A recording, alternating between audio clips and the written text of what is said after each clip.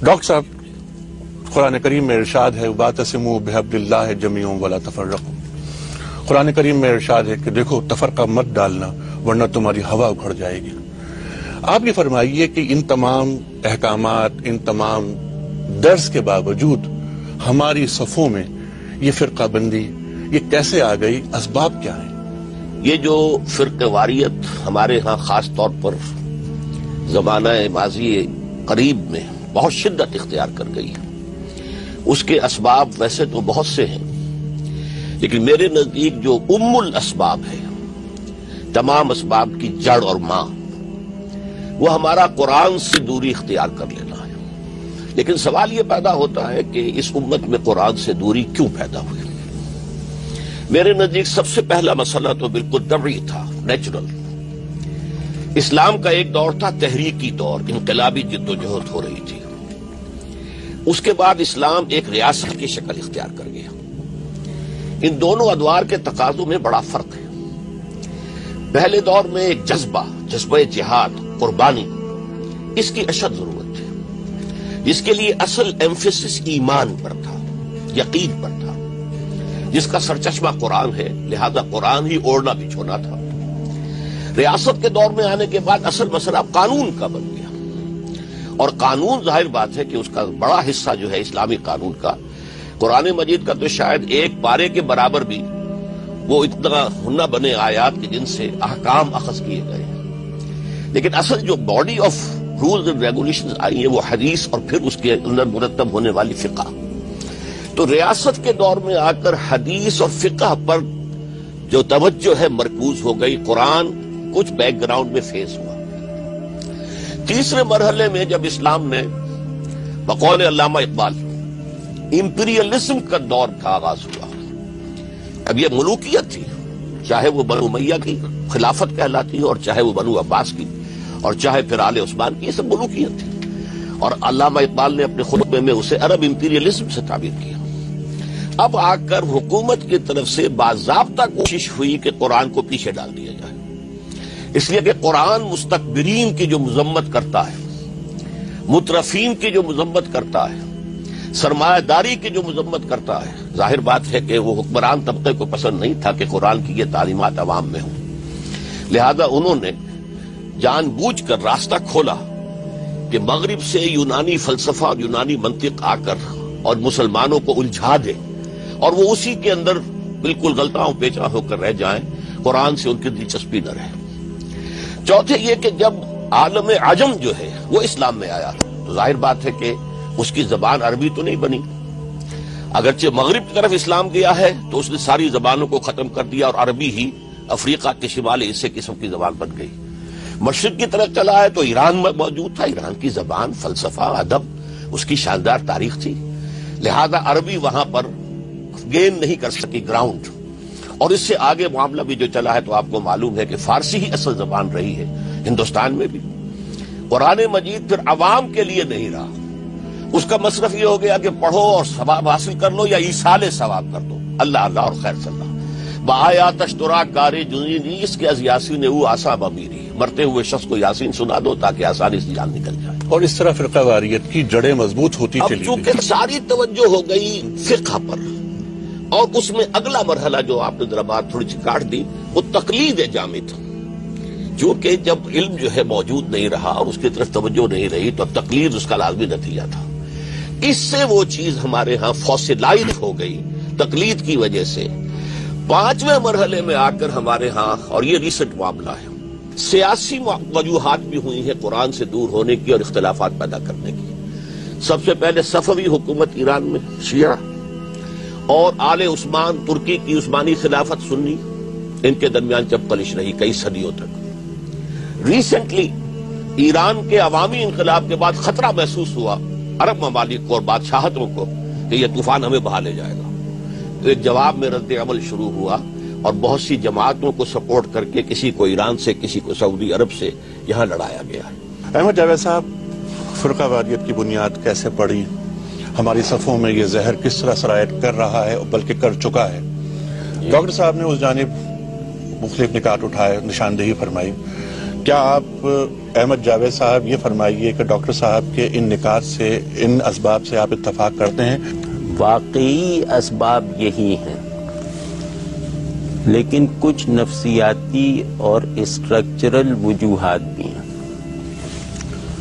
جیسے کہ ڈاکٹر صاحب نے بہت واضح اور محکم الفاظ میں کہا کہ جب زندگی کی وجود ساز قوت کو محض میرے ارادے اور عمل کا موضوع بنا دیا گیا اور دین کی ایک قانونی تشکیل کو پورے دین کی بنیاد بنا دیا گیا، تو اس سے نقصان یہ ہوا کہ انسانوں میں پہنچ کے دین کے جو 2 نیچرل اینڈز ہیں ان میں نمو رک گئی. انسان جب کسی چیز کے سامنے سرنڈر کرتا ہے اور اپنے موجود ہونے کی تمام شرائط، آداب اور معنویتیں اس سے عکس کرتا ہے، مطلب اس طرح کا نظریہ قبول کرتا ہے، تو وہ نظریہ اس کے اندر 2 اینڈز پہ مینیفیسٹ ہوتا ہے. ایک اخلاق کہتے ہیں میری شخصیت کی تشکیل کا وہ میکینیکل عمل جو یونیورسل ہے اپنی ماہیت میں، ٹھیک ہے. اور دوسرے تہذیب. ہم نے دین کی اخلاقی اور تہذیبی مینیفیسٹیشن ہونے کا عمل اس قانون پسندی سے روک دیا، جس کا نتیجہ یہ ہوا کہ دین رفتہ رفتہ ایک جبر میں ڈھل گیا.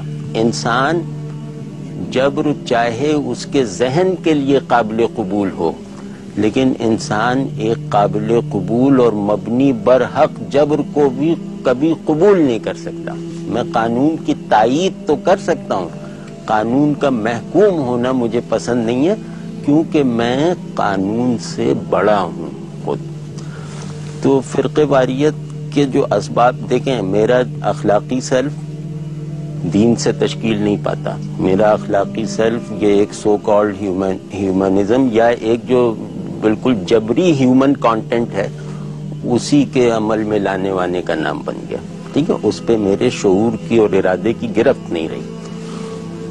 تو اس کا نتیجہ یہ ہوا کہ انسانوں میں جو اخلاقی اور تہذیبی خصائص ہوتے ہیں جو ان کی انسانیت میں تسلسل پیدا کرتے ہیں، وہ ہمارے یہاں پنپ نہیں سکے. تحمل ختم ہو گیا. تہذیب کو اگر ہم سمجھتے دین کی تہذیبی مینیفیسٹیشن کا ذریعہ بنتے تو ہم یہ سمجھتے کہ انسانوں میں کوئی ایسی وحدت اور اتحاد موجود ہی نہیں ہو سکتا جو تنوعات کو اپنے اندر سمیٹے ہوئے نہ ہو. اور صاحب کی اس گفتگو سے جس طرح جاوید صاحب اتفاق کر رہے ہیں اسی طرح آپ بھی اتفاق کرتے ہیں؟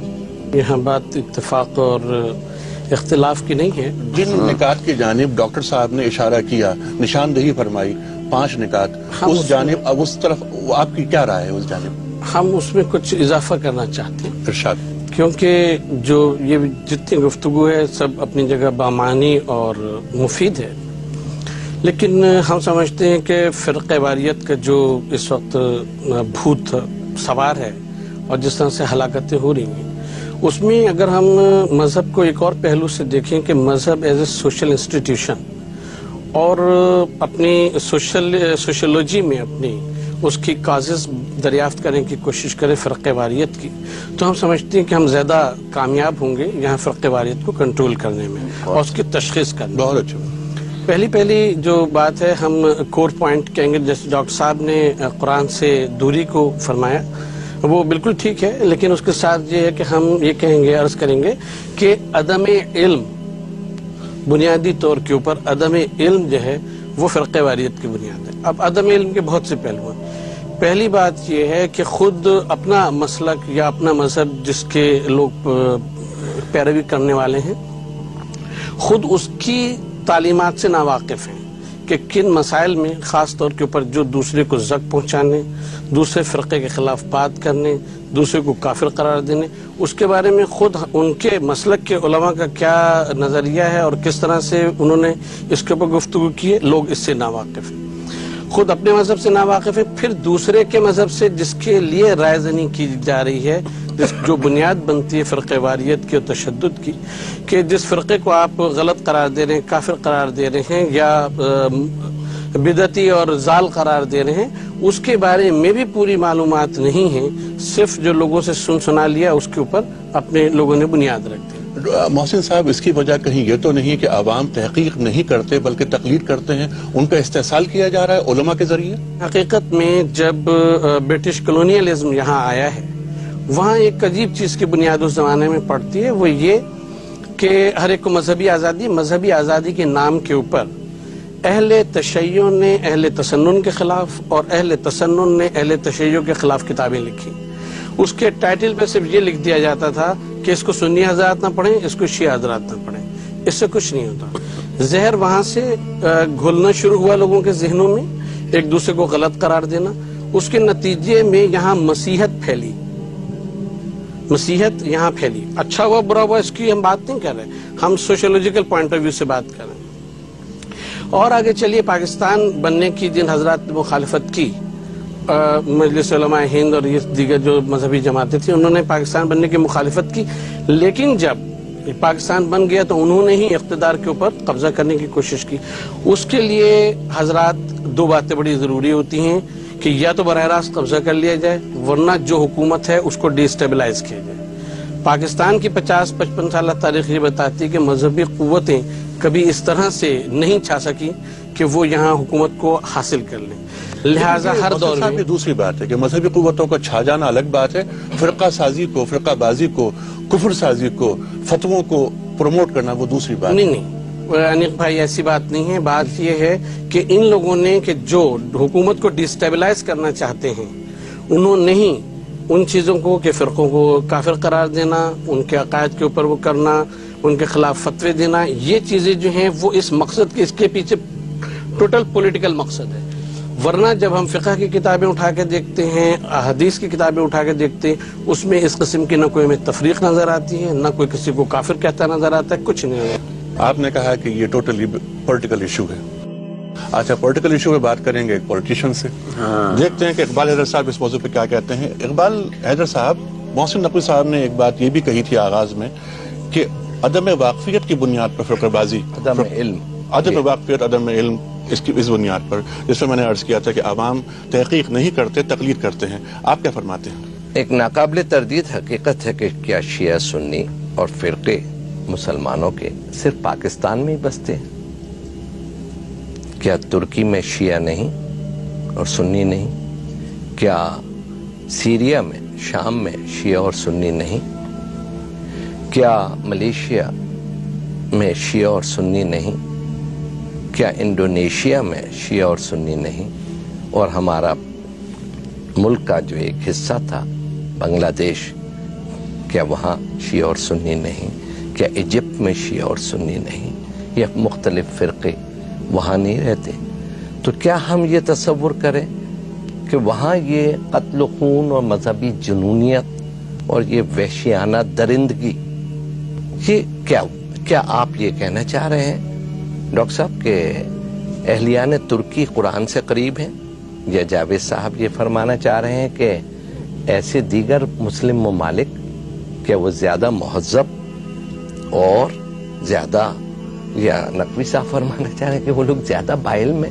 सर, ऐसी कोई बात नहीं। बात दरअसल ये है कि जब भी मजहब को सियासत में इस्तेमाल किया जाएगा तो उसके लाजमी नतीजा ये होगा, जब भी आप मजहब को सियासत में इस्तेमाल करेंगे उससे इंतशारी फैलेगा, और ऐसी दुनिया में कोई मिसाल नहीं है। तभी मगरिबी दुनिया तब तरक्की पा सकी जब उन्होंने क्रिश्चियनिटी और या चर्च को पीछे हटा दिया सियासत से। वो इकबाल हैदर साहब ने क्योंकि गुफ्तगू को एक दूसरे रंग मैं तो दूसरे इसी एंगल से यहाँ पर फिरका वारियत बढ़ाई। ज़ियाउल हक ने इतना बदतरीन जहर उस दौरे आमरियत में फैला है, इतना हमारी सोसाइटी को नुकसान हुआ है।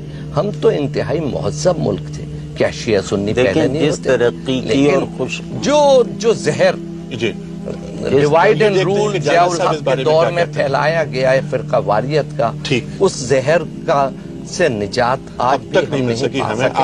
वो रहलत फरमा चुके हैं, लेकिन फिरका वारियत तो गैरत یہاں ایک پوائنٹ آف آرڈر پہ بات کروں گا. میرے نزدیک یہ بات بداہتاً غلط ہے.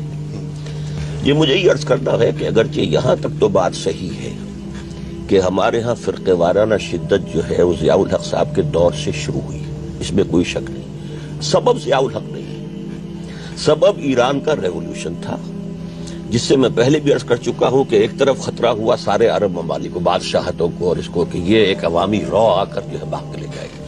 پاکستان میں بھی کچھ حضرات نے شیعہ ریولوشن امپورٹ کرنے کی کوشش کی، جس کے نتیجے میں رد عمل پیدا ہوا. سپاہ صحابہ نام کی کچھ تنظیم کبھی وجود میں تھی ہی نہیں، وہ جھگڑے تھے ہی نہیں.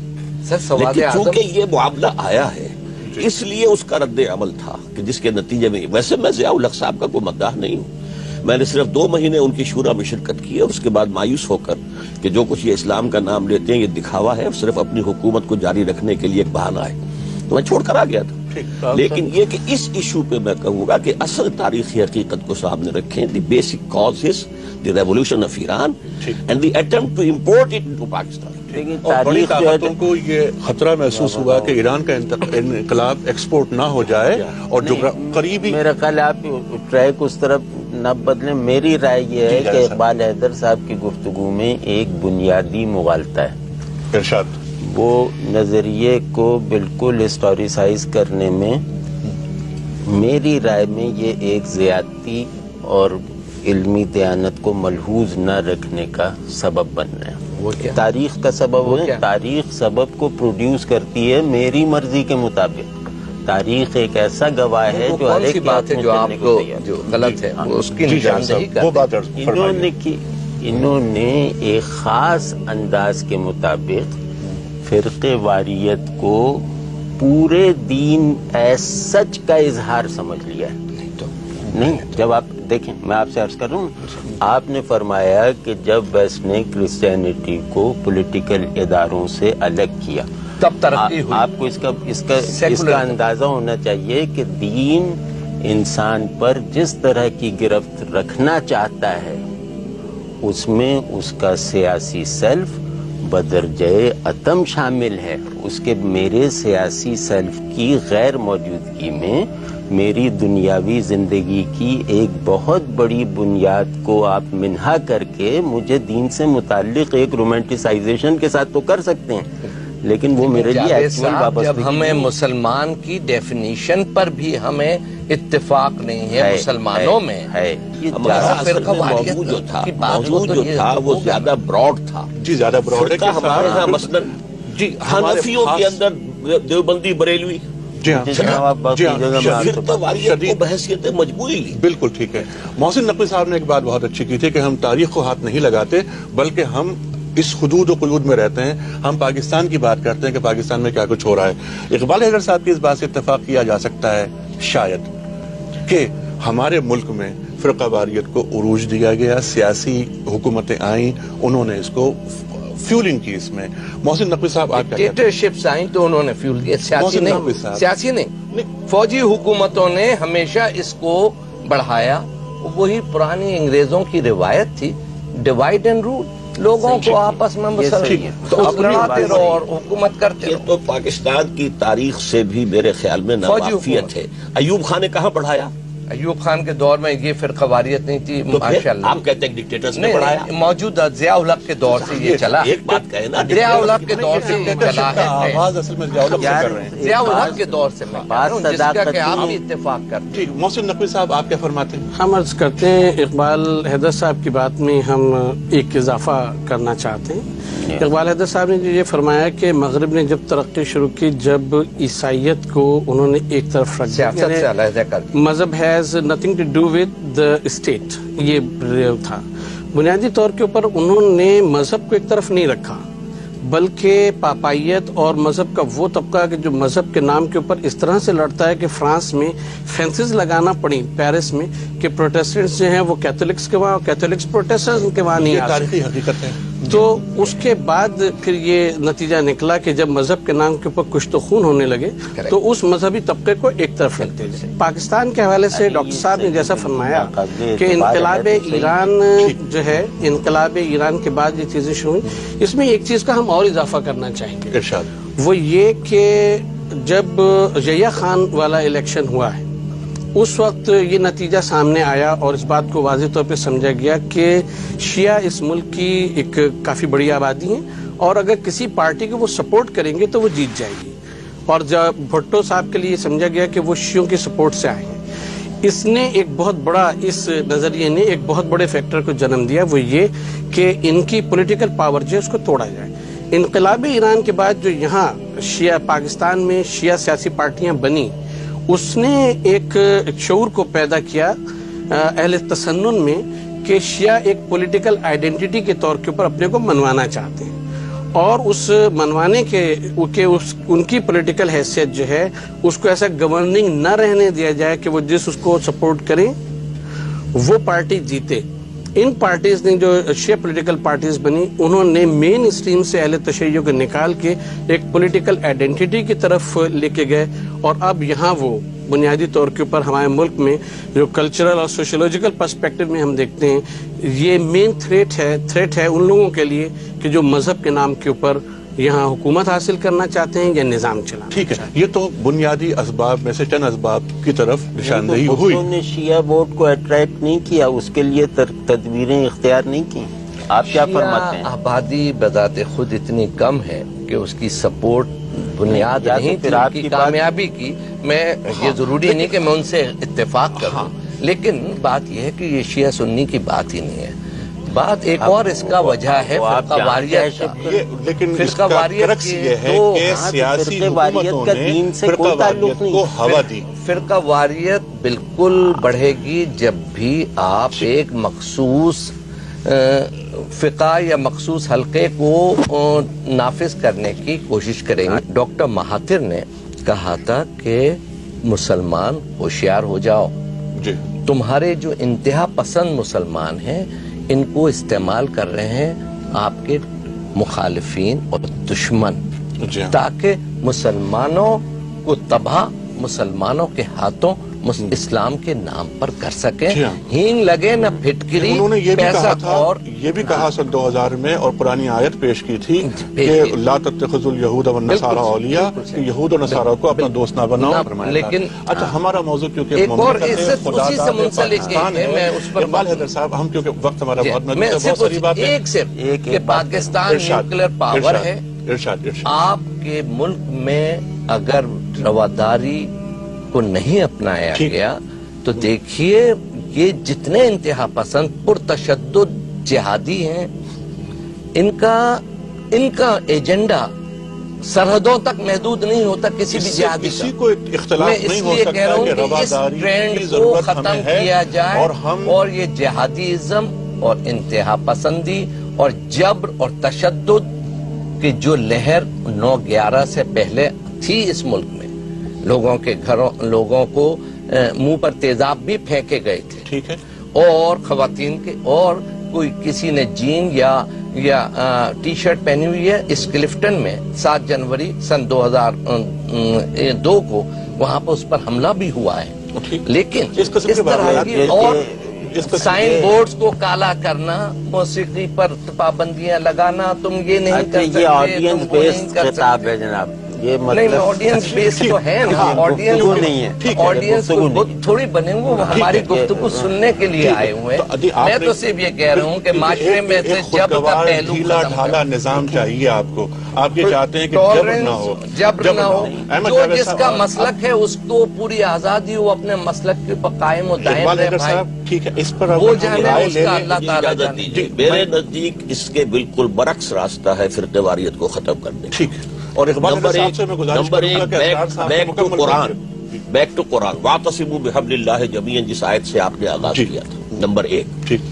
نمبر 2, اسلام کو ایک باقاعدہ نظام کی حیثیت سے قائم کیا جائے. یہ سٹیگنیشن ہے اسلام کی, اور سٹیگنیشن جہاں بھی ہوگی پانی کے اندر بدبو پیدا ہوگی. اسلام کا نظام جب چلتا ہے اس کے حوالے سے یہ چیزیں خود بخود سیٹ ہوتی ہیں کہ تمام فرقوں کو پرسنل لا میں مکمل آزادی, شیعہ ہو, سنی ہو, دیوبندی, بریلوی, سب کو. جب ہم غیر مسلموں کو آزادی دیتے ہیں پرسنل لا میں تو ان سب کو بھی آزادی دیں. لیکن جو بھی اس ملک کا مرکزی نظام ہے وہ کسی فرقے کے حوالے سے نہ ہو, صرف قرآن اور سنت رسول صلی اللہ علیہ وسلم. صحیح. یہ دو اقدامات ہیں کہ جس سے فرقے واری ختم ہوگی. اب یہ بہت ناراض ہو جائیں گے. تو کیا ایجپٹ اور ترکی میں اسلام نافذ ہے؟ وہاں تو کوئی فرقے واریت نہیں، وہاں بہت زبردست ڈکٹیٹرشپ ہے جناب. نہیں ہے، نہ وہاں کوئی سیاست ہے، قتل کرتا، نہ وہاں کوئی سیاست ہے. ملیشیا میں بھی نہیں کرتا، بنگلہ دیش میں بھی نہیں کرتا، انڈونیشیا میں بھی نہیں کرتا. سر یہ وجہ نہیں محمد جاوید صاحب، اقبال حیدر صاحب، انڈونیشیا، ملیشیا، ترکی کی مثال پاکستان کے حالات و واقعات پر منطبق کرنا چاہتے ہیں. کیا آپ اتفاق کر رہے ہیں ان کی بات سے؟ میں تو جناب یہ طے کر چکا ہوں کہ ان کی کسی بات سے اتفاق نہیں. مجھے بڑی خوشی ہو رہی. ٹھیک، تو آپ کے پاس کوئی اختلاف نہیں، آپ اپنی بالکل پاکستان کے حالات و واقعات. آپ دیکھیں کہ میرے دینی ہونے کا مطلب ہے کہ میں ایک تمام پروفین کانسیپٹ سے لڑوں. جو ترقی کا نام رینگنا رکھے اس سے میں لڑوں. ٹھیک ہے نا؟ میں اس کے لیے اپنے ہونے کی قیمت دینے کو تیار ہوں کہ میں اپنے تصور کو عمل میں لاؤں. میں اس کے لیے خود نہ ہونا قبول کر سکتا ہوں. تو جو نظام آپ کے اندر سے سیلف ٹرانسینڈنس کی ارج ختم کر دے، اس نظام کو لیپا پوتی اور خوبصورت نقش و نگار سے سجانے کے لیے آپ ایک آخری مزاحمت جو انسانوں کے پاس ہے سیلف ٹرانسینڈنس کے ذریعے کے لیے طور پر، اس کو آپ الگ کر رہے ہیں. ہم آپ سے سوال یوں کرتے ہیں، گفتگو اس موضوع بہت ہو گئی کہ اپنے اپنے عقائد پر رہتے ہوئے ہم فرقہ واریت سے کس طرح گریز کر سکتے ہیں؟ اس میں بنیادی نقطہ ہم یہ سمجھتے ہیں کہ جیسے ڈاکٹر صاحب نے قرآن و سنت کی بات کہی، اس میں تعبیر کے اختلاف کو ذات اور طبقات کا اختلاف نہ بنایا جائے، یعنی اسے اصول نہ بنایا جائے. ہاں، یعنی جو تعبیر کا اختلاف ہے وہ آپ اگر شاہ ولی اللہ کی کتاب جس کا اردو ترجمہ اختلاف امت کے اسباب کے شکل میں شائع ہوا ہے، وہ آپ پڑھیں تو وہ بہت ہی تھاٹ پرووکنگ بک ہے کہ عہد صحابہ میں رضوان اللہ علیہم کس طرح سے اختلافات ہوئے، تعبیر کا اختلاف، علم اور عدم علم کا اختلاف، پھر وہ اختلافات جو ہیں وہ تابعین میں، تبع تابعین میں، اور اس کے بعد ائمہ میں کس طرح سے آئے، اور پھر ائمہ مذاہب نے آپس میں ایک دوسرے کے لیے کس طرح سے رواداری کا وہ دیا، ثبوت دیا. تو ہمارا عرض کرنے کا مطلب یہ ہے کہ فرقہ واریت کا ایک سدباب کی سب سے بڑی وجہ ہے کہ یہ سمجھا جائے کہ یہ تعبیر کا اختلاف ہے، یہ ذوات کا اور شخصیات کا اس کا اختلاف ہے. اگر اس بات کو سمجھ لیا تو ہم سمجھتے ہیں سارے مسائل حل ہو جائیں گے. ٹھیک. اچھا ڈاکٹر صاحب، آپ یہ فرمائیے کہ نتائج تو پورے معاشرے پر انتہائی مکروہ نتائج مرتب ہوئے پاکستانی معاشرے پر. اب بہتر کل کے لیے نشستن، گفتن، برخاستن کے علاوہ حکومتی سطح پر کیا اقدامات ہونے چاہیے؟ نمبر ایک یہ کہ تعلیم میں ابتدا سے عربی زبان کو شامل کیا جائے تاکہ ہمارے لوگ قرآن کو اپنی آنکھوں سے پڑھیں. ٹھیک. کسی مترجم کی آنکھ سے نہ پڑھیں، ٹھیک. کسی مفسر کی آنکھ سے نہ پڑھیں، اپنی آنکھ سے پڑھیں. اور قرآن پھر جو جمع کرتا ہے، اس لیے کہ حبل اللہ جو کہی گئی اس آیت میں، تو حدیث میں آتا ہے حضور نے فرمایا القرآن حبل اللہ الممدود من السماء الى الارض. ٹھیک. یہ ہے اصل قرآن جو کہ حبل اللہ ہے، جو تنی ہوئی ہے آسمان اور زمین کے مابین، اس کو پکڑنے کے لیے. ٹھیک. اور قرآن مجید کی طرف جو ہے تمام فرقے زیادہ توجہ مرکوز کریں. ٹھیک. نمبر تین یہ کہ اختلافی مسائل کو پبلک میں بیان نہ کیا جائے. اختلافی مسائل اپنے مدارس میں، اپنی مساجد میں بیان کر دی جائے، لیکن پبلک جو ہے پلیٹ فارم کے اوپر آ کر دین کے اس حصے کو مرکوز کیا جائے، فوکس کیا جائے جو سب کے نزدیک متفق علیہ ہے. اور 99% حصہ تو دین کا متفق علیہ ہے.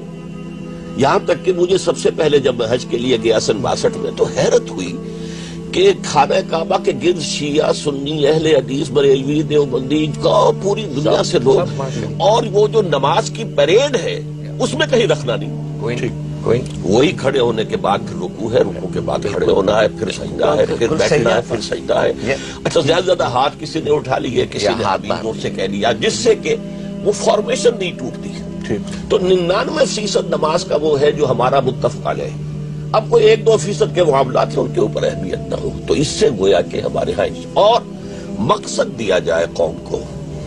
جب تک کہ ہمارا کوئی آئیڈیل نہیں ہوگا، قوم کے سامنے منزل نہیں ہوگی، اس منزل کی طرف بڑھتے ہوئے اتحاد پیدا ہوتا ہے. ٹھیک. اور وہ منزل وہ ہے جس کے لیے پاکستان بنایا گیا تھا. ہم لوز کر گئے اس کی سائٹ کہ پاکستان کا مطلب کیا لا الہ الا اللہ. صرف وہی اختلافی بات آپ نے فرما دی. ٹھیک. محسن نقوی صاحب آپ یہ فرمائیے جیسا مولانا صاحب نے فرمایا کہ اختلافات کو پبلک نہ کیا جائے. حکومت کو کیا اس سلسلے میں قانون سازی کرنی چاہیے؟ کیا کفر کا فتویٰ ایک دوسرے پر بے دریغ ایشو کرنے والے مفتیوں کے خلاف حکومت کو عملی قدم اٹھانا چاہیے؟ آپ کیا فرماتے ہیں؟ ہمارے خیال میں ان سب باتوں سے کچھ بھی نہیں ہوگا جب تک عمل نہ ہو. اس لیے کہ اگر ہم حکومت کے ڈر سے کچھ کہہ نہیں سکتے اور سمجھتے وہ ہیں کہ جو تشدد کا سبب ہے دوسرے کے اوپر، تو حکومت کے قانون سازی سے اس سے کچھ حاصل نہیں ہوگا. ہم سمجھتے ہیں کہ اختلافات کو ضرور بتانا چاہیے اور ساتھ ساتھ یہ بھی بتانا چاہیے کہ یہ اختلافات موجب کفر نہیں ہیں. اگر آپ جیسے کہ ابھی ڈاکٹر صاحب فرما رہے تھے کہ ہاتھ باندھنا اور ہاتھ کھولنا یا نماز کی بیسک فارمیشن، ہم آپ کو یہ واضح کرنا چاہتے ہیں کہ شیعہ فقہ میں ہاتھ باندھنا نماز میں ضروری نہیں ہے. اگر کوئی شخص احتراماً ہاتھ باندھ لیتا ہے تو اس کی نماز فاسد بھی نہیں ہوتی، وہ پڑھ سکتا ہے.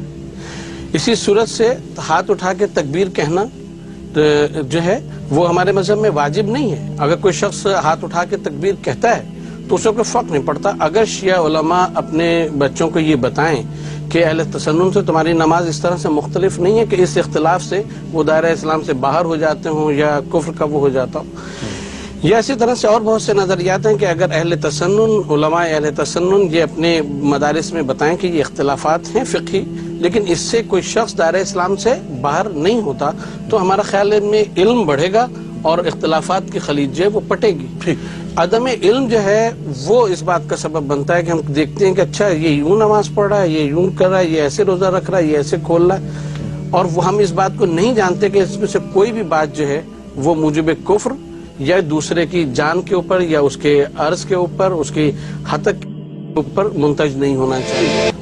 ان غیر ذمہ دارانہ مفتیوں کے تعلق سے کیا بات آپ کے ذہن میں ہے، کیا رائے ہے کہ جو غیر ذمہ دارانہ فتووں کے مرتکب ہوتے ہیں؟ فرقہ بازی، فرقہ سازی، تکفیر. پہلے تو یہ ہوتا تھا کہ مسلمان کیا جاتا تھا غیر مسلموں کو، اب تو مسلمانوں کو کافر بنایا جاتا ہے نا، غیر مسلم بنایا جا رہا ہے. ایسے افراد کے تعلق سے آپ کیا فرماتے ہیں؟ یہ صرف یہ بات ایک چیز سے رک سکتی ہے کہ اگر ہم یہ دیکھیں کہ اگر کوئی نو مسلم جس کے اوپر مثلا ہم 10 سال سے محنت کر رہے ہیں یا ڈاکٹر صاحب محنت کر رہے ہیں یا دین سمجھانے کی کوشش کر رہے ہیں، وہ جب فرقوں کے اس طرح سے اختلاف دیکھتا ہے کہ آج امام بارگاہ میں بم پھٹ رہا ہے اور کل جو مسجد میں فائرنگ ہو رہی ہے، تو وہ کہتا ہے کہ ہمیں اس دین کو نہیں چاہیے کم از کم. اگر ہمارے علماء اہل تشیع، اہل تسنن، جو وہ لوگ کہ جو اس کا سبب ہیں، وہ یہ سمجھیں کہ ہم دین کو کتنا بڑا نقصان پہنچا رہے ہیں، کہ وہ قومیں جو تعلیمات کی وجہ سے قریب آ سکتی ہیں وہ ان حرکات کی وجہ سے کبھی بھی اسلام قبول کرنے یا اس کے قریب آنے کو تیار نہیں ہوں گی. 9/11 کے بعد ہم آپ کو گنوا سکتے ہیں 100 کتابیں اسلامی کانسیپٹ آف جہاد سینونیمس ٹو ٹیررزم جو ہے وہ شائع ہو چکی ہیں، اور اصل فلسفہ اور اصل چیز کیا ہے اس کے اوپر ایک کتاب بھی اتنے عرصے میں نہیں آئی. تو مطلب کہنے کا یہ کہ یہ چیزیں مفتیوں کے اوپر ان کے اوپر پابندی لگانے سے نہیں، ان میں شعور کو بیدار کرنے سے ہے کہ وہ یہ بات سمجھیں کہ وہ مذہب کا اور ملت کا کتنا بڑا نقصان. اور اس شعور کی توقع ابھی تک آپ کو ہے؟ ہم کو توقع ہے، کیونکہ اگر علم بڑھے گا تو یہ قوتیں جو ہیں وہ جب روشنی آتی ہے تو جہالت خود ہی ختم ہو جاتی ہے. پچھلے 50 سال میں تو علم بڑھا ہے ہمارے پاس، لیکن یہ واقعات بھی نہیں، علم نہیں بڑھا ہے. ہم سمجھتے ہیں کہ علم جو ہے وہ زیادہ کارنر ہوتا چلا گیا ہے، جو جس فرقے میں ہے، بلکہ جس فرقے میں بھی نہیں، جس مسلک میں بھی اور مسلک میں بھی نہیں، جس مسجد میں جانے آنے والا ہے اس سے باہر وہ نکلنا نہیں چاہتا. اس کا علم جو ہے وہ وہیں کے خطیب اور وہیں کی تعلیمات تک محدود ہے.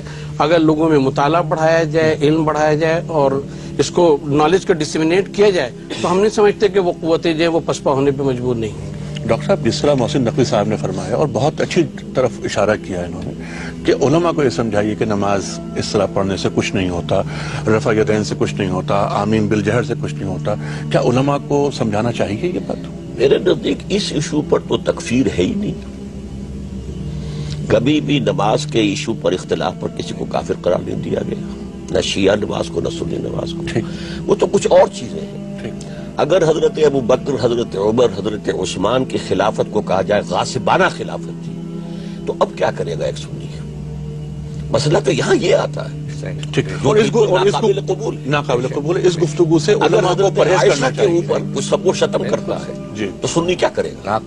قابل مذمت یہ فیل. اس کے لیے قانون سازی ہونی اس چاہیے. کے لیے قانون سازی ہونی میں تو چاہیے. اس حد تک وزیر بھی قانون جاؤں آپ گا. رہے ہیں اقبال میری حیدر صاحب. گزارش یہ ہے کہ جس طریقے سے فرقہ واریت بڑھ رہی ہے اور پاکستان کو انہوں نے بنایا ہوا ہے اکھاڑا مختلف فقہوں ممالک ہے.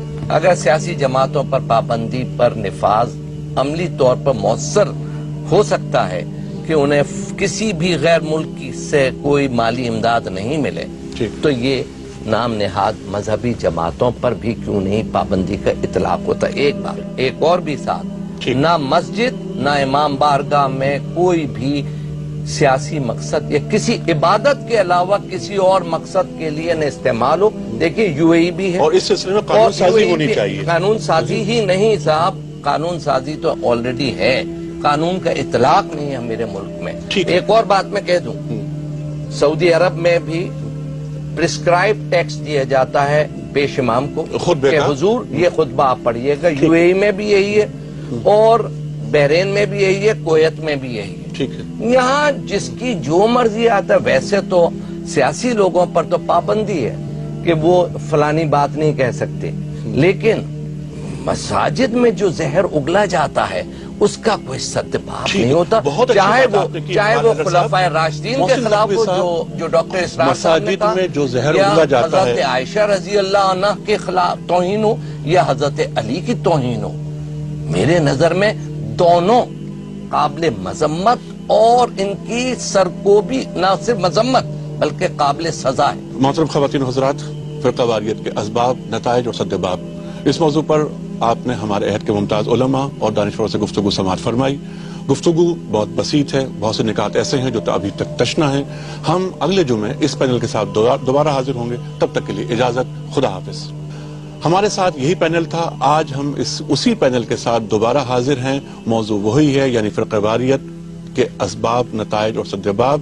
محسن نقوی صاحب، آپ نے بہت اچھی بات کی اور آپ نے تو برائے وصل کردن آمدی نئے برائے فصل کردن آمدی کی بات فرمائی. اور بھی بہت سی تجاویز ہیں سر. محسن نقوی صاحب، ڈی ویپنائزیشن جی بالکل اسلحے سے پاک معاشرہ چاہیے. اسلحہ سے پاک معاشرہ کے بغیر جب تک اسلحہ کی بھرمار ہے جی، اور وہ اسلحہ مسلمانوں پہ استعمال نہیں ہوگا. قرآن کریم سر وہ ہو رہا ہے. ہے. میں نے 81 میں کہا تھا کہ یہ جو افغان اسلحہ ہے، میرے یہ ریکارڈ کی بات ہے، 1981 میں یہ اسلحہ، یہ گنے پھر ہم مسلمانوں پر بھی نافذ حکومت تھی تو پھر 81 میں جماعتوں پہ پابندی کیوں نہیں؟ ہم نے تو بالکل ان کی حوصلہ شکنی کی، ہم نے تو کی. جی بالکل. وزارت قانون جب آپ کے پاس تھی اس زمانے میں آپ کا جو کردار اور آپ کا جو رویہ رہا اس پر گفتگو ہم فی الحال نہیں کریں گے. اقبال حیدر صاحب نے یہ بات بہت اچھی کی، سیاسی مقاصد کے لیے یا کسی بھی مقصد، صرف ہونا چاہیے عبادت کے لیے. بالکل ٹھیک ہے. اقبال حیدر صاحب، آپ کی بہت اچھی بات. اسلحہ نہیں ہونا چاہیے، اور اگر اسلحہ مسلمان پر اس کا استعمال نہ ہو. تجویز جاوید صاحب بہت اچھی ہے نا. قرآن کریم میں ارشاد ہے فتووں پہ پابندی. بنگلہ دیش میں بھائی انہوں نے پابندی لگائی ہے، ہائی کورٹ کا، وہاں کے سپریم کورٹ کا بھی فیصلہ ہے بنگلہ دیش میں. جی جی. کہ کسی مولوی کو اجازت نہیں ہے کہ وہ یہ فتویٰ جاری کر دے کہ فلانی کہ ٹی وی دیکھنا حرام ہے یا حلال ہے. یعنی کہ ہمارے ہاں تو ایسے ایسے فتوے چھپتے ہیں کہ کسی سے پوچھے کہ یہ ٹی وی دیکھنا حضرت جائز ہے، ان کا نہیں بی بی، ٹی وی دیکھنا ہی نہیں، ٹی وی کا رکھنا بھی حرام. اب آپ لوگ ہماری گفتگو، ہماری اقبال حیدر صاحب، یہ گفتگو ہماری نہیں ہو رہی کہ فتوے کس طرح جاری ہو رہے ہیں، لیکن آپ کی یہ بات بہت وزنی ہے. یہ بات بہت وزنی ہے کہ اسلحے سے پاک معاشرہ ہونا چاہیے. کسی کو یہ حق نہیں پہنچتا. قرآن کریم پر ارشاد ہے جس نے ایک انسان کو قتل کیا اس نے پوری انسانی کو قتل کیا. سورہ فتح میں اللہ تعالیٰ فرماتے ہیں کہ محمد رسول اللہ والذین معہ اشداء علی الکفار ورحماء بینہم. کفار پر تو شدت ہے، جہاد کے معاملے میں قتل تو ہو سکتا ہے لیکن آپس میں رحم دل ہیں مسلمان. محسن نقوی صاحب، آپ نے گفتگو کا رخ جس طرف لائے تھے وہ بہت قابل پذیرائی ہے. سرکار والا حقائق کا سامنا اگر کیا جائے جس سے امت مسلمہ گریزاں ہیں، یعنی کہ خلافت راشدہ ایک حقیقت हमारे यानी मुसलमानों का बेशतर हिस्सा यानी कसरत उम्मत मुस्लिमा इस बात को मानती है कि खिलाफत राशिदा पर उनका ईमान है, तो क्यों ना हजरत अबू बकर सिद्दीक रज़ियल्लाहु ताला अन्हु, हजरत उमर रज़ियल्लाहु ताला अन्हु, हजरत उस्मान गनी रज़ियल्लाहु ताला अन्हु और हजरत अली रज़ियल्लाहु ताला अन्हु की खिलाफत को आज एक बेहतर और बड़े हजरत हसन का इजाफा कीजिए रज़ियल्लाहु ताला। जी, मैं खिलाफत राशिदा को अगर वहां तक हजरत हसन का दौर भी इसमें शामिल है। जी, अगर उसको शामिल कर लिया जाए तो आप क्या फरमाते हैं मोहसिन नकवी साहब? बुनियादी तौर पे बात यह है कि हम इस पे उसूली बात ये कहेंगे कि हमारी कौम तारीख में माजी में जी रही है और उसको हाल की फिक्र नहीं। अगर आज तमाम अहले तशय्यो ये मुत्तफ़िक़ हो के कह दें कि इन चारों खुलफा की, इन खुलफा सलासा की खिलाफत सही थी, हमारी और आपकी ज़िंदगी के ऊपर कोई असर नहीं पड़ेगा। या अगर आज अहले तसन्नुन मिल के ये कह दें कि उस दौर में फ़र्ज़ किया कि बेहतर था कि हज़रत अली को पहले खिलाफत मिलती, तो भी आज के इंसान के ऊपर कोई असर नहीं पड़ेगा। हम माजी में रहना छोड़ें और हाल की बात करें कि किस तरह से है। और एक बात हम और अर्ज़ करेंगे कि जो हमने अदम इल्म के शुरू में बात की थी, ये जो बात डॉक्टर साहब ने फरमाई है बिल्कुल ठीक है, और ये भी अदम इल्म की वजह से। हम आपको हवाला देते हैं बिहारुल अनवार तब जदीद जिल्द नंबर 22 बाब नंबर 8। 19 हदीसें आइम्मा किराम अलैहिमुस्सलाम की मौजूद हैं, सहाबा किराम रिज़वानुल्लाह अलैहिम की फ़ज़ाइल में, मुहाजिरीन और अंसार के फ़ज़ाइल में।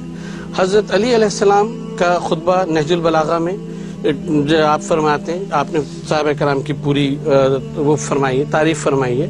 इसके अलावा खुद आपके मकातिब में ख़त नंबर 6 जो है आपका, जो हज़रत माविया के नाम आपने लिखा है, वहाँ आपने फ़ख्र फरमाया कि मेरे साथ वो लोग हैं कि जिन्होंने बदर में और उहद में शिरकत की, उन लोगों में से लोग हैं, और जिस तरह से इन तीनों खुलाफा की बैत की गई वैसे ही मेरी बैत भी की गई है, तो मुझे उनकी तायद हासिल है। इसी सूरत से इमाम ज़ैनुल आबिदीन अलैहिस्सलाम की सहीफ़े कामिला की दुआ नंबर 4, उसमें उन्होंने वाज़ेह तौर के ऊपर सहाबा किराम रिज़वानुल्लाह अलैहिम के लिए दुआ की है। और इससे सबसे बढ़कर कुरान मजीद बार बार सहाबा किराम की तारीफ करता है। तो अहले तशय्यो के ईमान में ये बात दाखिल है कि ता वक्ते के किसी सहाबी के बारे में कि जो सहाबी रहा बाद में मुर्तद हो गया, ऐसे भी हजरात हैं कि उनके बारे में तो लबकुशाई की जा सकती है, लेकिन कुरान मजीद जिसकी तायद करता है उसके बारे में कोई लबकुशाई नहीं की जा सकती। ये वो लोग कि जिन्होंने अपने वेस्टेड इंटरेस्ट के तहत अपनी दुकानें चमकाने के लिए, अपनी मईशत को करने के लिए, उन्होंने ये सारी चीजें। लेकिन हजरत इसमें ये बताइए कि अगर आज कोई ऐसी हरकत करता है तो उसे सजा दी जानी चाहिए कि नहीं? आप किताबों के हवाले दे रहे हैं, लेकिन इस वक्त सूरत हाल क्या है?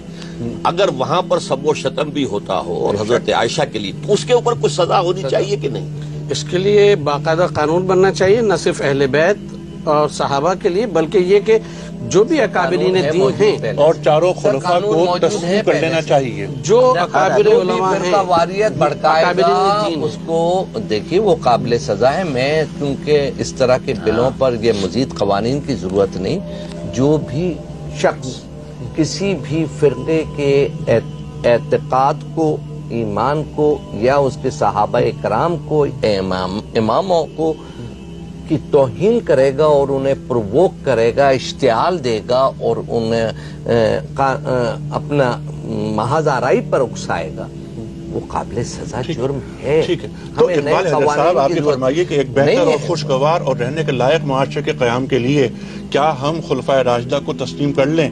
तो क्या राशिदा पर तो कोई तमाम खुलफा को, तमाम खुलफा को नहीं, इसलिए कि ये तमाम खुलफा को हकीकत है हजरत अबू बकर पहले खलीफा थे, जनाब हजरत उमर रजी अल्लाह अन्हु दूसरे खलीफा थे, हजरत उस्मान रजी अल्लाह अन्हु तीसरे खलीफा थे। ये एक हकीकत है। हजरत अली खलीफा चारों बरक थे, चारों बरक थे।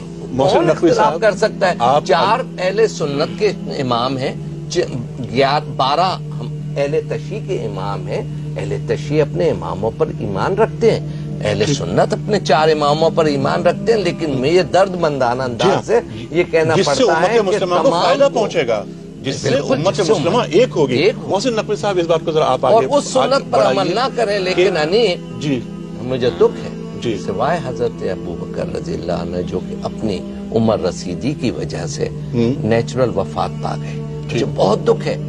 کہ وہ معاشرہ نہ قائم کریں کہ ہمارے باقی تینوں خلیفہ قتل ہوئے، شہید ہوئے، اس میں ہمارے چاروں امام کرے وہ کسی اختلاف کی وجہ سے قتل نہیں وہ ہوئے، ایک کسی مجوسی نے، غیر مسلم نے، تمام اگر کینیڈی ایسیسینیٹ ہو سکتا ہے تو یہ معاملہ جو ہے اس کو ہمارے چاروں اہل سنت کے امام قتل ہوئے، ہمارے 11 اہل تشیع کے امام قتل ہوئے.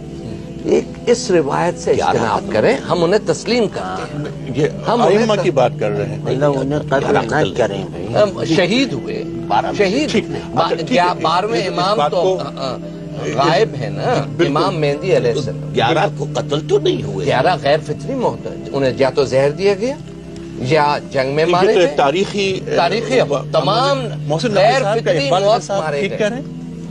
ہمارے خیال میں یہ ہے کہ ہم نے پھر وہی عرض کریں گے کہ ماضی میں زندہ رہنے کی بجائے یہ بات تو غیر حال فطری کی بات کیجیے، نہیں، محسن صاحب سے کو بات مکمل کر لیں. حال کی بات کیجیے کہ ہم اس دور میں کیسے زندہ رہ سکتے ہیں، ٹھیک ہے، اسلام کو آگے لے کے چل سکتے ہیں، لوگوں کے ذہنوں میں جو شکوک و شبہات ہیں ان کو کر سکتے ہیں. جہاں تک ڈاکٹر صاحب نے فرمایا کہ خلفائے ثلاثہ اور ان کو برحق ماننا، خلافت راشدہ کو برحق ماننا، مسئلہ یہ ہے کہ کوئی بھی یہ دیکھیں ہمارے وہاں کے اصطلاحات ہیں ڈی فیکٹو اور ڈی جور کے، ورنہ یہ کہ جو چیز ایک تاریخی حقیقت ہے اس کو آپ کہیں یا نہیں کہیں اس سے کیا فرق پڑتا ہے. بطور گلیلو کے کہ میں کہوں زمین گھوم رہی ہے نہیں گھوم رہی ہے، اس سے کیا فرق پڑتا ہے، جو ہو گیا. لیکن اس کو وجہ اختلاف اگر بنانا اور اس کو ایک نزاعی مسئلہ بنا لینا. ہم یہ عرض کرتے ہیں کہ اگر حضرت علی علیہ السلام نے تینوں کے خلاف، تینوں خلفائے ثلاثہ کے خلاف اگر تلوار نکالی ہوتی تو اس مسئلے کے اوپر اختلاف کی گنجائش تھی، اور اگر انہوں نے سب کے ساتھ کوآپریشن کیا، بلکہ یہ فرمایا، کسی نے پوچھا ان کے دور میں کہ یہ بتائیے کہ ان تینوں حضرات کا دور جو ہے وہ بہت ہی اچھا گزرا اور آپ کا اتنی نزاعی اس میں گزرا، تو آپ نے فرمایا کہ ان کا مشیر میں تھا، میرے مشیر تم جیسے لوگ ہیں. وجہ فرمایا. تو جب وہاں یہ شیر و شکر ہے تو ہم اس کی بنا کے اوپر کیوں ایک دوسرے سے لڑتے ہیں؟ وجہ فرمایا. اور جس طرح حروف تہجی میں سین اور شین ساتھ ساتھ ہیں، اس طرح امت مسلمہ میں سنی اور شیعہ ساتھ ساتھ ہیں. یہ ہمارے فروعی اختلافات ہیں، ان کو دور ہونا چاہیے. بالکل سے بالکل ٹھیک ہے. محترم خواتین و حضرات، آپ نے ہمارے عہد کے ممتاز علماء اور دانشوروں سے انتہائی سنجیدہ، انتہائی حساس موضوع پر بہت اچھی، بہت توانا، بہت عالمانہ گفتگو سماعت کی.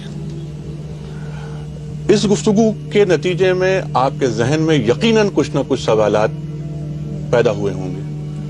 آپ میں سے وہ حضرات، وہ خواتین جو ہمارے کسی بھی شریک سے کوئی سوال کرنا چاہیں ان کو ہم خوش آمدید کہیں گے. آپ ہمارے کسی بھی مہمان سے سوال کر سکتے ہیں. میرا سوال تمام حضرات سے ہے. ایک تو وہ یہ ہے کہ ہمارے ہاں جو غلط عقائد جو قائم ہے عام طور پر، اس پر لوگوں کا اصرار بھی بہت زیادہ ہوتا ہے، تو اس کی اصلاح کس طرح کی جا سکتی ہے؟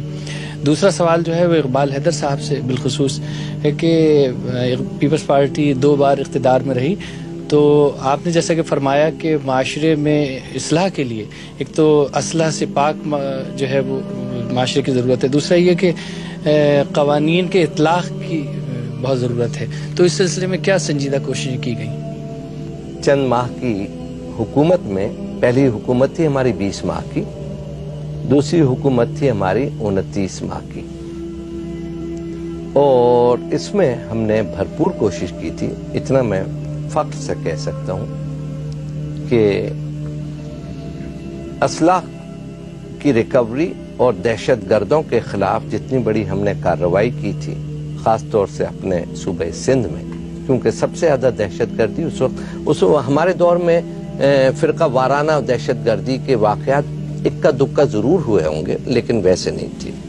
لیکن لسانی دہشت گرد بڑے عروج پر تھی، اور اس کے خلاف ہم نے ڈٹ کے ہر طرح کی کارروائی کی، مذاکرات بھی اپنائے اور قانون نافذ بھی کرنے کی بھرپور کوشش کی، اور سمجھانے کی بھی کوشش کی، کیرٹ بھی دیا، اسٹک بھی دی، اور جہاں تک ممکن ہو سکتا تھا. ہاں یہ بتا دوں کہ ہم نے ہمارے اقتدار میں آنے سے پہلے یہاں سندھ میں آرمی آپریشن نافذ تھا.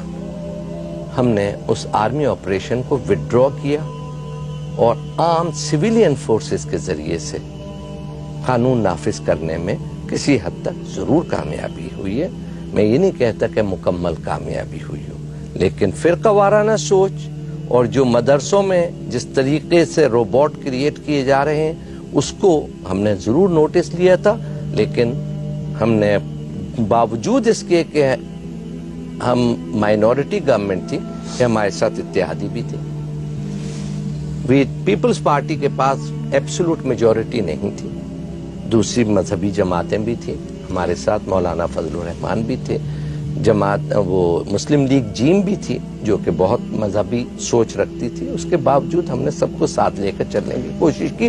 میں یہ ہم دعویٰ نہیں کرتا کہ ہم نے کوئی بہت بڑے 30 مارکاں تھے، لیکن کوشش تھی جس میں بھرپور کامیابی بھی ہو جاتی اگر بھرپور ہمیں دور اقتدار بھی مل جاتا. ٹھیک ہے خاتون، آپ سوال کرنا چاہ رہی ہیں. میں چاروں حضرات معزز کرام سے پوچھنا چاہوں گی کہ ہمارا ملک پاکستان بنیادی طور پر 2 قومی نظریے کی بنیاد پر حاصل ہوا ہے. ہم نے ایک قوم مسلمان اور ایک مذہب اسلام کو لے کر اپنے سفر کا آغاز کیا تھا، لیکن پچھلے 55-56 سالوں میں ہم جو ہیں مسلمان ہوتے ہوئے بھی مختلف نہ صرف مذہبی فرقہ واریت بلکہ لسانی، صوبائی اور قومی فرقہ واریت کا بھی شکار ہو چکے ہیں. تو ایسی حالت میں اب ہماری منزل کیا ہے اور ہم کس سفر پر جا رہے ہیں؟ ہماری قوم کس نظریے کی بنیاد پر جا رہی ہے آگے؟ تو اس بارے میں ہمارے یہ علماء کرام اور دانشور حضرات کیا کہنا چاہیں گے کہ موجودہ صورتحال ہماری قوم کو کہاں لے کر جا رہی ہے؟ جی اسرار صاحب. جی بسم اللہ الرحمن الرحیم. آپ نے بہت اہم مسئلہ اٹھایا ہے، اور الحمدللہ کہ پاکستان بننے کے بعد چند سالوں تک ہمارا عمل اسی رخ پر چلا تھا. چنانچہ 1949 میں قرارداد مقاصد پاس ہو گئی تھی، جس میں کہ ہم نے اللہ تعالیٰ کی حاکمیت کو تسلیم کیا، اور گویا کہ ایک اعتبار سے دستوری طور پر نظام خلافت پاکستان میں قائم کر دیا کہ ہمارے پاس حاکمیت کا کوئی کلیم نہیں ہے. We wash our hands off the claim to sovereignty. Sovereignty belongs to Allah. سروری زیبا فقط اس ذات بے ہمتا کو ہے، حکمراں ہے ایک وہی، باقی بتانے آزری. اس کے بعد کچھ لوگوں نے شور مچایا، دانشور حضرات اس زمانے میں بھی تھے، آج بھی ہیں. تو انہوں نے کہا کس کا اسلام ہوگا؟ یہ شیعہ کا ہوگا، سنی کا ہوگا، دیوبندی کا ہوگا، بریلوی کا ہوگا. تو سن 50 میں پھر جملہ مکاتب فکر کے چوٹی کے علماء، شیعہ چوٹی کی قیادت، اہل حدیث چوٹی کی قیادت، جماعت اسلامی کی چوٹی کی قیادت، دیوبندیوں کی چوٹی کی قیادت، بریلویوں کی چوٹی کی قیادت، ان سب نے 22 اصول دے دیے کہ یہ دستور ہمارے لیے یہ متفق علیہ ہے. ہمارے اختلاف کو بنیاد مت بناؤ. تم نہیں چلنا چاہتے اسلام کی طرف، لیکن تم ہمارے اوپر الزام دینا چاہتے ہو تو یہ لو، یہ 22 اصول ہم دے رہے ہیں، متفق علیہ دستور بنا. بدقسمتی سے پوری دنیا سیکولرزم پر چل رہی ہے، اور اسلامی حکومت کو برداشت کرنا پوری دنیا کے لیے ممکن نہیں ہے. ان کے نظام کو خطرہ ہے. آخر یہ جو کچھ USSR سے ساری دشمنی ہو رہی تھی تو مذہبی تو نہیں تھی، وہی کرسچن ادھر تھے، وہی کرسچن ادھر تھے. نظام تھا پولیٹیکل سوشو اکنامک سسٹم، جس کو کہ ویسٹ برداشت کرنے کو تیار نہیں تھا. اسی طریقے سے آج اسلام کے نظام کو نہ پوری دنیا تسلیم کرنے کو تیار ہے، نہ مغرب کے پروردہ اور تعلیم یافتہ دانشور تیار ہے کہ اس کو یہاں پر قائم کیا جائے. اور راستہ صرف ایک ہے کہ ہم دوبارہ پھر اسی منزل کی طرف چلیں، متفق علیہ جو ہے طے کریں معاملہ اور اسلام کو یہاں نافذ کریں. جی وہ پیچھے جو حجاب میں خاتون ہے وہ سوال کرنا چاہیں گی.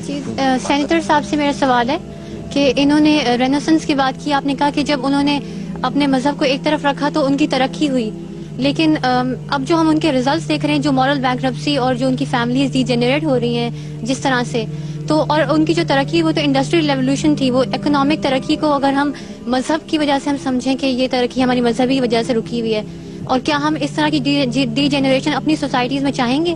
کہ جس پوائنٹ یہ ہے ڈی جنریشن کی بات نہیں ہے، ایک احساس آزادی اور آزاد جبر میں کبھی بھی پرورش نہیں ہوتی تخلیقی عمل کی. یہ ایک مسلمہ حقیقت ہے. کوئی بھی معاشرہ ہو جس میں جبر ہو اس میں تخلیقی عمل دب جاتا ہے. جب اور کوئی بھی معاشرہ ہو جس میں خواتین کو مکمل آزادی نہ ہو عملی زندگی میں برابر کا حصہ لینے کی، وہ معاشرہ کبھی بھی ترقی یافتہ نہیں ہوا. دنیا میں کوئی مثال آپ مجھے نہیں دے سکتے. تیسری بات یہ، فرقہ واریت وہاں پر بھی تھی، پروٹیسٹنٹ وہاں پر بھی ہیں، رومن کیتھولک وہاں پر بھی ہیں، ہندوؤں میں بھی فرقے ہیں، بدھسٹ میں بھی فرقے ہیں. یہ اور میرا تو کہنا یہ ہے کہ دیگر اور مسلمان ممالک میں بھی شیعہ سنی اور دیگر فرقے وہاں شافعی حنفی سب وہاں پر رہ رہے ہیں پرامن طریقے سے. یہ لعنت میرے پاکستان میں کیوں ہے؟ میں تو اس لیے ہے کہ یہاں پر مذہبی جنونیت کو پھیلایا جا رہا ہے کہ جی اسلام نافذ کرو اور جناب مذہبی جنونیت، انتہا پسندی، ویڈیو شاپ پر حملے، یہ نہیں کرو وہ نہیں کرو، ہر طرح کا جبر میرے معاشرے میں ہے. اس لیے ہم ترقی نہیں کر پا رہے اور قتل و غارت گری کی جانب راغب ہیں. نیکسٹ کوسچن جی.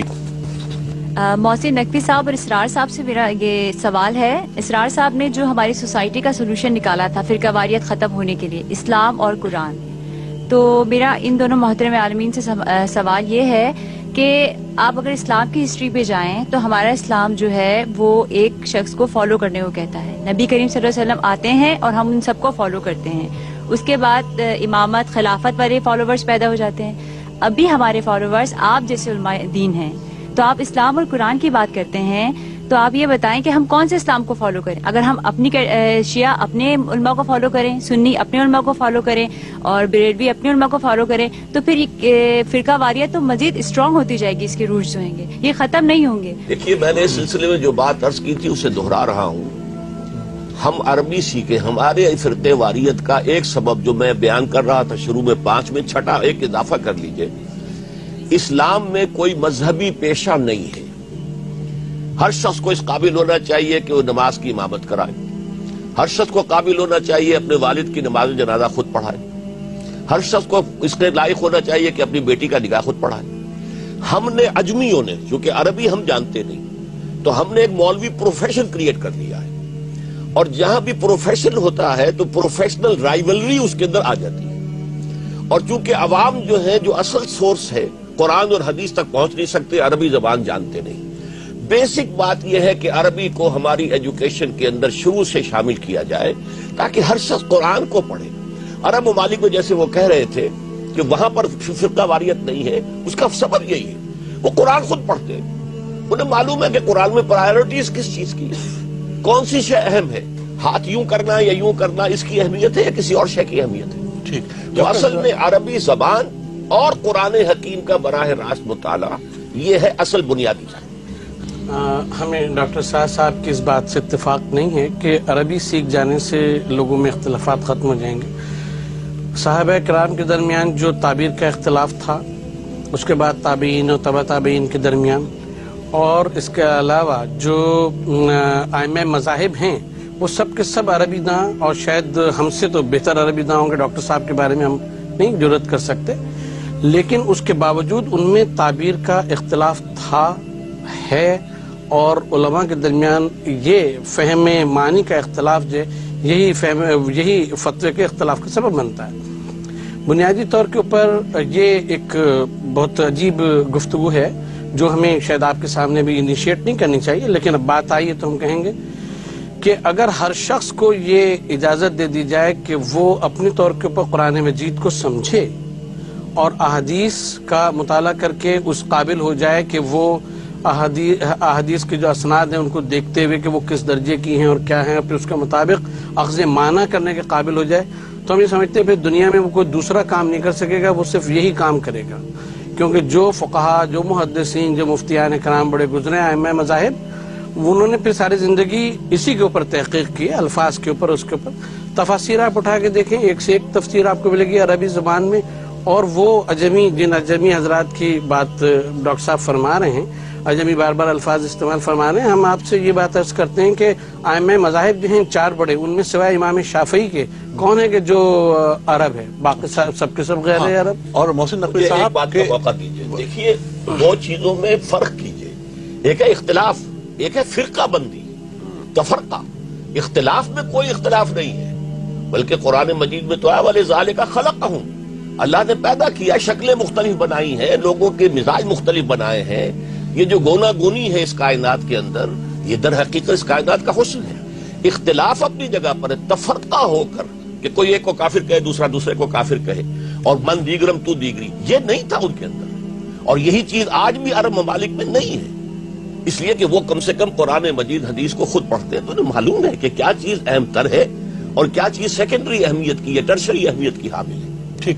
اچھا، آپ کی اس بات پر کہ عربی جاننا چاہیے مسلمانوں کو، محسن نقوی صاحب اس بات سے خلاف کرتے ہیں، جبکہ ڈاکٹر صاحب آپ یہ فرمائیے کہ امام شافعی نے یہ فرمایا کہ ہر مسلمان پر عربی کا علم واجب ہے. میں اس سے متفق ہوں، ہر پڑھے لکھے انسان پر. یعنی اگر کوئی بالکل دیہاتی ہے بیچارہ جس نے نہ اردو پڑھی نہ کچھ اور پڑھا تو اس کا معاملہ اور ہے.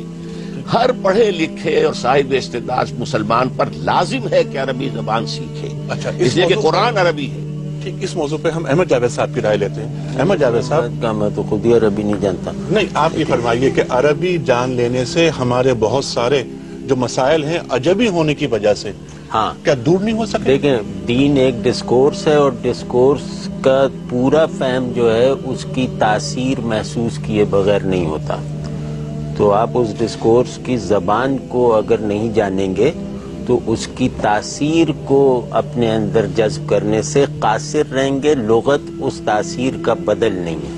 ٹھیک، اور اس سے ہمارے جو فرقہ واریت جو ہمارا آج کا موضوع ہے اس کو کم ہونے میں، اس کی شدت میں کمی ہوگی، کیونکہ دین پھر تاثیر بن کے میرا مزاج متشکل کرے گا، تو اس مزاج میں وہ ایک وسعت ہوگی. بہتر. جی، آپ سوال کیجیے. میرا سوال مولانا اسرار صاحب سے ہے. سر، میں آپ سے پوچھنا ہی چاہتا ہوں کہ مذہب اسلام اور پاکستان میں مسلمان کی تعریف کیا ہے؟ سمپل سا یہ سوال ہے، ذرا پلیز اس کے اوپر ذرا روشنی ڈال دیں. ذرا مسلمان ہر وہ شخص ہے کہ جو اللہ پر، اس کی صفات پر، اس کے اسماء پر، انبیاء پر، رسولوں پر، کتابوں پر جو بھی آئی ہیں، اور بعث بعد الموت پر، جنت اور دوزخ پر، حساب کتاب پر، ان پر ایمان رکھتا ہو اور اس کا اعلان کرے. جی، آپ فرمائیے. جی، میرا سوال تمام پینل سے ہے. تھوڑی دیر پہلے خطبوں فتووں کے اوپر بات ہوئی تھی. آپ نے ابھی کہا کہ عربی جب تک لوگ نہیں سیکھیں گے، میں سمجھتا ہوں جب تک لوگوں میں شعور نہیں ہے اپنے مذہب کو سمجھنے کا، تب تک وہ انڈر انفلوئنس ہیں. جو ہمارے مساجد میں خطبے جمعے کے دن جاتے ہیں، مولوی حضرات دیتے ہیں، ان میں سے میرا خیال سے پینل اتفاق کرے گا کہ بہت زیادہ کچھ خطبے ایسے ہوتے ہیں جہاں ایسی باتیں جو اسلام کے خلاف میں سمجھتا ہوں جاتی ہیں، یا تعلیمات کے خلاف جاتی ہیں، غلط چیزیں جو لوگ سنتے ہیں. کیا اس سے بہتر یہ نہیں کہ حکومت ان خطبوں ان چیزوں کو کنٹرول کرے، بین لگائے؟ ہمارے جو اسکالرز بیٹھے ہوئے ہیں، ہمارے ریلیجس لیڈرز جو ہیں، وہ مل کے خود ایک ایسا طریقہ نکالیں جہاں یہ خطبوں پہ کچھ عرصے تک کنٹرول ہو، اور پھر ایک جوائنٹ ڈیسیجن سے ایک فارمیٹ بنایا جائے جس کے تھرو وہ خطبے لوگوں تک پہنچائے جائیں اور صحیح تعلیم اسلام. یہ سوال اس کا پہلی بات آپ یہ فرمائیے کہ جواب کس سے چاہیں گے؟ پینل سے، تمام سب سے. اچھا، یعنی سوال آپ کا یہ ہے کہ اس کو اگر پریسائز کر لیا جائے کہ جمعے کے خطبوں کو اگر حکومت کنٹرول کر لے جس طرح عرب ممالک میں ہوتا ہے، تو کیا پاکستان کے لیے وہ بہتر ہوگا یا ہم مزید زوال کا شکار ہو جائیں گے؟ محسن نقوی صاحب، آپ فرمائیے.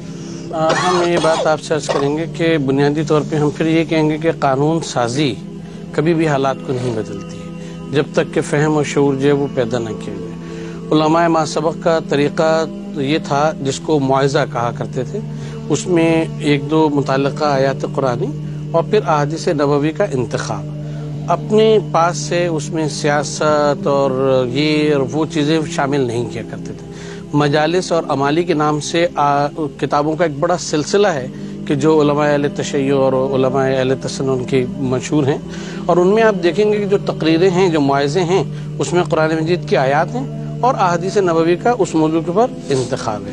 اگر یہ ایک ضابطہ اخلاق علماء خود طے کر لیں کہ ہمیں اپنی طرف سے فضولیات کہنے کے بجائے بہتر ہے کہ ہم صرف وہ انتخاب پیش کریں کہ جو حدیث کا اور قرآن آیات کا ہے، تو اس میں قانون بنانے کی ضرورت نہیں. جب ہمیں خود یہ شعور ہوگا تو ہم خود بخود یہ بات کرنے لیں. یعنی علماء آپس میں خود طے کر لیں، گورنمنٹ کنٹرول نہ ہو. یہ ادارہ گورنمنٹ کنٹرول نہیں کر سکتی. دیکھیے، ہم پھر یہ بات عرض کرتے ہیں کہ اگر ہمارے دماغ میں کچھ اور چل رہا ہے اور ہم بول کچھ اور رہے ہیں، تو شریعت کی نگاہ میں ہم منافق ہوں یا نہ ہوں، ہم اپنے اللہ کے نزدیک ضرور منافق ہیں. ڈاکٹر صاحب، یہی سوال آپ سے.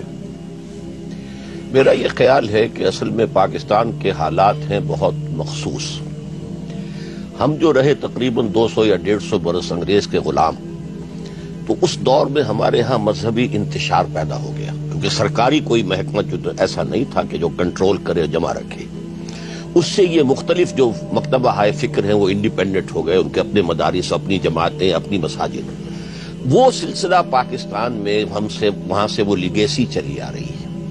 کوشش کئی دفعہ ہوئی ہے. یہ سب سے پہلے صدر ایوب صاحب نے کوشش کی تھی کہ اوقاف ڈپارٹمنٹ کو وسعت دی جائے اور علماء کو اچھی تنخواہیں دی جائیں ان کو، اور رفتہ رفتہ تمام مساجد جو ہیں وہ اسی طرح جو منظم ہو جائیں جیسے ترکی میں ہے یا جیسے اور مسلمان ممالک میں ہے.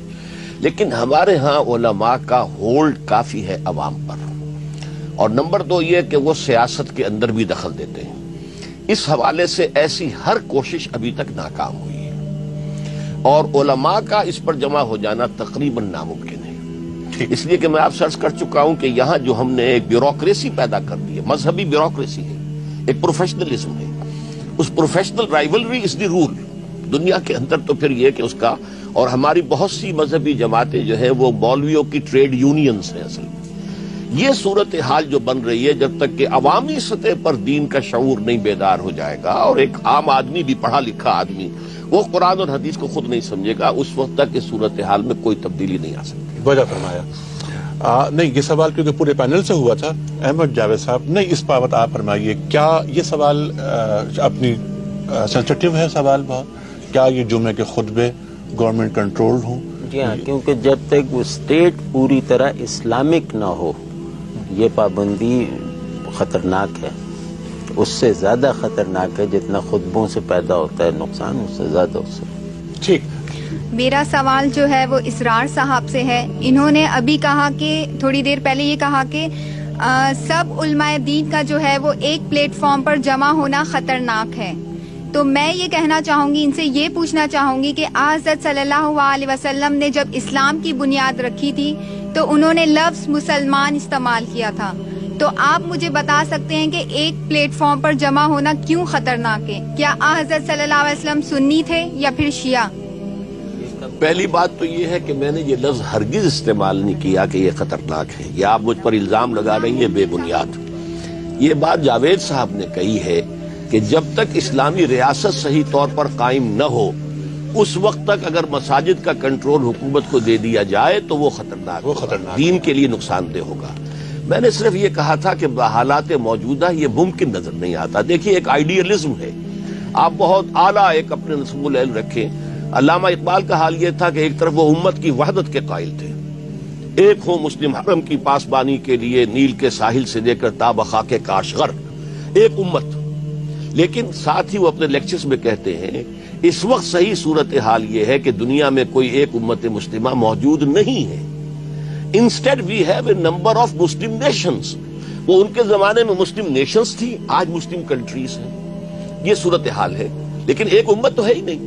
تو اس کے حوالے سے میں نے بات کی تھی کہ یہ چیز اس وقت تقریباً ناممکنات میں سے ہے. اس کے لیے جب تک کہ ایک صحیح اسلامی ریاست قائم نہ ہو اور پھر وہ اس رخ پر نہیں لے کے چلے قوم. ٹھیک. جی خاتون. میرا سوال بھی پینل سے اور بیسکلی دونوں علماء حضرات جو یہاں پر موجود ہیں، یہ سوال ہے کہ جس طرح آپ دونوں یہاں پر موجود ہیں تو کیا کاوشیں کی جا رہی ہیں کہ تمام مسالک کے علماء، تمام فرقوں کے علماء کو ایک جگہ پر جمع کیا جا سکے؟ جہاں تک ہماری ذات کا تعلق ہے، اگر حضرت عمر رضی اللہ تعالیٰ عنہ نے فرمایا تھا کہ اگر فرات کے کنارے ایک کتا بھی پیاسا یا بھوکا مر جائے گا تو میں اس کا جواب دوں. ہم اپنی ذمہ داری کو اس حد تک سمجھتے ہیں کہ کسی بھی نفس انسانی کا قتل ہوتا ہے، چاہے وہ مسلمان ہے یا غیر مسلم، یا اس کے مال اور عرض کو یا نقصان پہنچایا جاتا ہے، تو اس میں ہم اپنے کو اس حد تک گناہگار سمجھتے ہیں کہ صحیح بات لوگوں تک پہنچانے میں ہم نے کوتاہی کی. اور اس سلسلے میں جو بھی کاوش کی جائے گی اس میں ہم قرآن اور حدیث کے ادنا خادم کی طرح سب سے پیچھے ہم ہوں. جی اسرار صاحب، آپ کچھ کہنا چاہیں گے؟ میرا یہ خیال ہے کہ آپ کا جو مشاہدہ ہے وہ مبالغے پر مبنی ہے. دیکھیے ہمارے ہاں اس وقت سیاسی میدان میں MMA ایک ہے کہ جو جس نے اپنے آپ کو ایسرٹ کیا ہے، اس میں شیعہ سنی دونوں موجود ہیں. ساجد نقوی صاحب بھی موجود ہیں، اور اس سے پہلے بھی جو ایک بنا تھا دفاع افغان کاؤنسل، اس میں بھی موجود تھے. یہ اصل میں صرف ایک بہت چھوٹی مائنورٹی. مصیبت یہ ہے کہ وہ اقدامات ایسے کر گزرتے ہیں، اور اس سے بھی زیادہ اصل بات کیا ہے، ہمارا دشمن جس کا ہم نے ناطقہ بند کیا ہوا ہے کشمیر میں، وہ ہم سے بدلہ لیتا ہے. وہ جا کر امام بارگاہ میں حملہ کرے گا تاکہ یہ سمجھے کہ یہ سنیوں نے کرایا، سنی کسی کو قاتل کرے گا تاکہ ہم سمجھے شیعوں نے کرایا، تاکہ یہ کشمکش ہو اور پاکستان ڈیسٹیبلائز ہو۔ اس میں بہت بڑا حصہ جو ہے وہ ہمارے ان دشمنوں کا ہے، موساد، اور اب خاد شروع ہو گئی ہے، اب افغانستان سے بھی وہ حملے شروع ہو گئے۔ تو اس سے پہلے جو ہندوستان کی تھی راہ، ان کا جو اصل میں ہم سے وہ بدلہ لے رہے ہیں کشمیر کا، اور اس کی وجہ سے بدنامی زیادہ ہو رہی ہے کہ شاید یہ فرقہ پرستی کی وجہ سے ہو رہا ہے۔ کچھ فرقہ پرستی کے قبضی ہے، لیکن یہ جتنا سارا معاملہ اس کے اوپر نہ ڈالیے۔ جی آپ کچھ اور کہنا چاہیں؟ کلامی معاف کیجیے گا، لیکن ایک وہ ہے کہ جہاں تک آپ کچھ سیاسی پارٹیوں کی بات کریں تو وہ پارٹیاں اپنے سیاسی ایجنڈا کو فروغ دینے کے لیے بنی ہیں، اس میں مذہب یا اسلام کا محض ایک نام لیا جا رہا ہے، اور یہ اس بات سے قطع نظر ہے کہ چاہے وہ سنی ہو چاہے وہ شیعہ ہو، لیکن ہم جو یہاں پر بات کریں وہ مسلکی اختلافات کو حل کرنے کے لیے ایک علماء کے پینل کے حوالے سے بات کی گئی ہے۔